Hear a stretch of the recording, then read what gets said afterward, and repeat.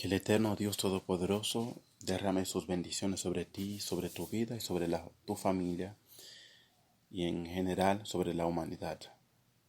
Te doy la bienvenida una vez más a la presentación del estudio de la palabra de Dios del libro El deseado de todas las gentes.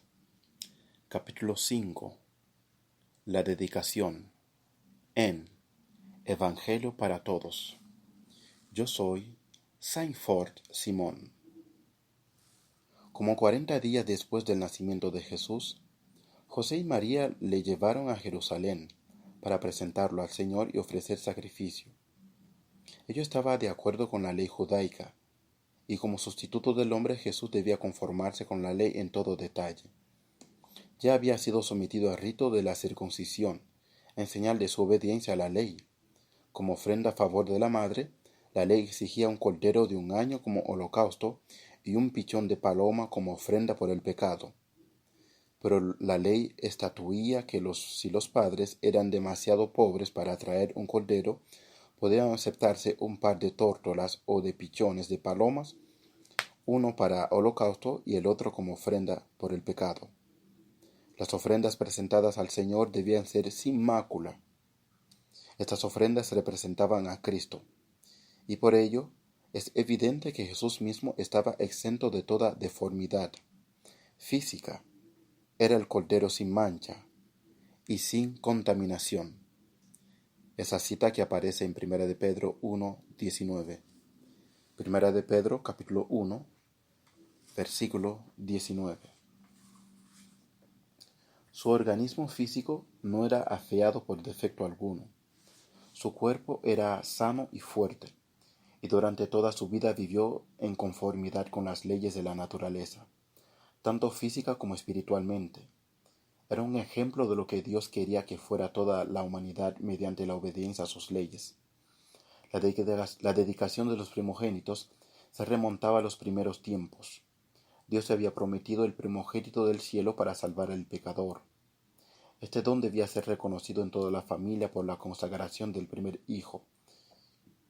Había de ser dedicado al sacerdocio como representante de Cristo entre los hombres. Cuando Israel fue liberado de Egipto, la dedicación del primogénito fue ordenada de nuevo. Mientras los hijos de Israel servían a los egipcios, el Señor indicó a Moisés que fuera al rey de Egipto y le dijera: Jehová ha dicho así: Israel es mi hijo, mi primogénito. Ya te he dicho que dejes ir a mi hijo para que me sirva, mas no has querido dejarlo ir. He aquí yo voy a matar a tu hijo, tu primogénito. Éxodo capítulo 4, versículos 22 y 23. Éxodo capítulo 4, versículos 22 y 23. Moisés dio su mensaje, pero la respuesta del orgulloso monarca fue: ¿Quién es Jehová para que yo oiga su voz y dejar ir a Israel? Yo no conozco a Jehová, ni tampoco dejaré ir a Israel. Éxodo 5, versículo 2. Éxodo capítulo 5, versículo 2. Jehová obró en favor de su pueblo mediante señales y prodigios, y envió terribles juicios sobre el faraón. Por fin el ángel destructor recibió la orden de matar a los primogénitos de hombres y animales de entre los egipcios a fin de que fueran perdonados. Los israelitas recibieron la indicación de rociar sus dinteles con la sangre de un cordero inmolado. Cada casa había de ser señalada, a fin de que cuando pasase el ángel de su misión de muerte, omitiera los hogares de los israelitas. Después de enviar este castigo sobre Egipto, Jehová dijo a Moisés: Santifícame todo primogénito, así los hombres como los animales. Mío es, porque desde el día en que yo maté a todos los primogénitos en la tierra de Egipto, santifiqué a mí a todos los primogénitos en Israel, tanto los hombres como los animales. Míos serán, yo Jehová. Éxodo 13:2.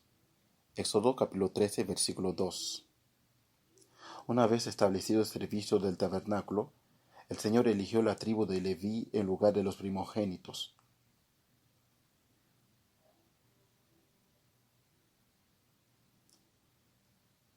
De todo Israel para que sirviese en su santuario, pero debía seguir considerándose a los primogénitos como propiedad del Señor y debían ser redimidos por rescate. Así que la ley de presentar a los primogénitos era muy significativa, al par que conmemoraba el maravilloso libramiento de los hijos de Israel por el Señor, prefiguraba una liberación mayor que realizaría el unigénito Hijo de Dios, así como la sangre rociada sobre los dinteles había salvado a los primogénitos de Israel. La sangre de Cristo tiene poder para salvar al mundo. ¿Cuánto significado tenía, pues, la presentación de Cristo? Mas el sacerdote no vio a través del velo, no leyó el misterio que descubría. La presentación de los niños era escena común. Día tras día el sacerdote recibía el precio del rescate. Al ser presentados los niños a Jehová, día tras día cumplía con la rutina de su trabajo, casi sin prestar atención a padres o a hijos, o menos que notase algún indicio de riqueza o de alta posición social en los padres. José y María eran pobres, y cuando vinieron con el niño, el sacerdote no vio sino humildes. No había en su aspecto nada que atrajese la atención, y presentaban tan solo la ofrenda de las clases más pobres. El sacerdote cumplió la ceremonia oficial, tomó al niño en sus brazos y le sostuvo delante del altar. Después de devolverlo a su madre, inscribió el nombre de Jesús en el rollo de los primogénitos. No sospechó al tener al niñito en sus brazos que se trataba de la majestad del cielo. El Rey de Gloria no pensó que ese niño era aquel de quien Moisés escribiera: El Señor nuestro os levantará profeta de nuestros hermanos, como yo, a él oiréis en todas las cosas que os hablare.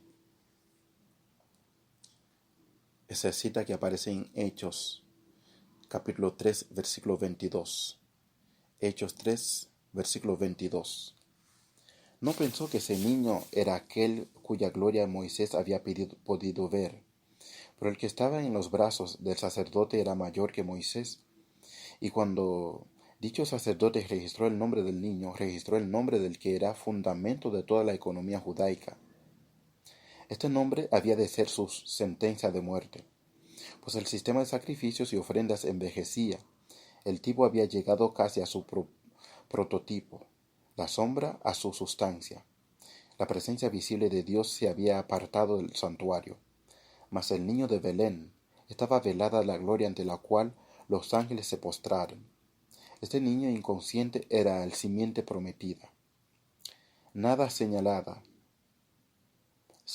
por el primer altar erigido ante la puerta del Edén. Era Shiloh, el pacificador, era aquel que se presentara a Moisés como el yo soy, era aquel que, en la columna de nube y de fuego, había guiado a Israel, era aquel que de antiguos predijeran los videntes, era el deseado de todas las gentes, la raíz, la posteridad de David, la brillante estrella de la mañana, el nombre de aquel niñito impotente, inscrito en el registro de Israel como hermano nuestro, era la esperanza de la humanidad caída. El niño por quien se pagara el rescate era aquel que había de pagar la redención de los pecados del mundo entero. Era el verdadero sacerdote, gran sacerdote sobre la casa de Dios, la casa, un sacerdocio inmutable, el intercesor a la diestra de la majestad en las alturas. Hechos 3, 22. Hechos capítulo 3, versículo 22. Las cosas espirituales se disciernen espiritualmente. En el templo, el Hijo de Dios fue dedicado a la obra que había venido a hacer.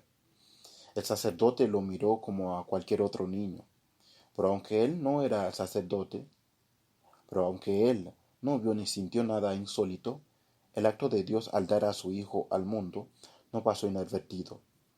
Esta ocasión no pasó sin algún reconocimiento del Cristo. Había un hombre en Jerusalén llamado Simeón, y este hombre justo y pío Esperaba la consolación de Israel y el Espíritu Santo era sobre él.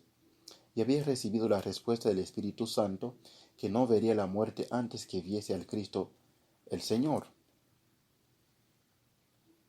Al entrar Simeón en el templo, vio una familia que presentaba a su primogénito sacerdote. Su aspecto indicaba pobreza, pero Simeón comprendió las advertencias del Espíritu y tuvo la profunda impresión de que el niño presentado al Señor era la consolación de Israel, aquel a quien tanto había deseado ver. Para el sacerdote asombrado, Simeón era un hombre arrobado en éxtasis. El niño había sido devuelto a María, y él lo tomó en sus brazos y lo presentó a Dios mientras que inundaba su alma un gozo que nunca sintió antes. Mientras elevaba al niño Salvador al cielo, exclamó ahora: Señor, despida a tu siervo conforme a tu palabra. En paz, porque han visto mis ojos tu salvación, la cual has aparejado en presencia de todos los pueblos, luz para la revelación de los gentiles y gloria para el pueblo de Israel. Este estudio fue presentado por el siervo de Dios, Saint-Fort Simón. Hasta una próxima entrega. Que el Eterno te bendiga a ti y a los tuyos. Amén y amén.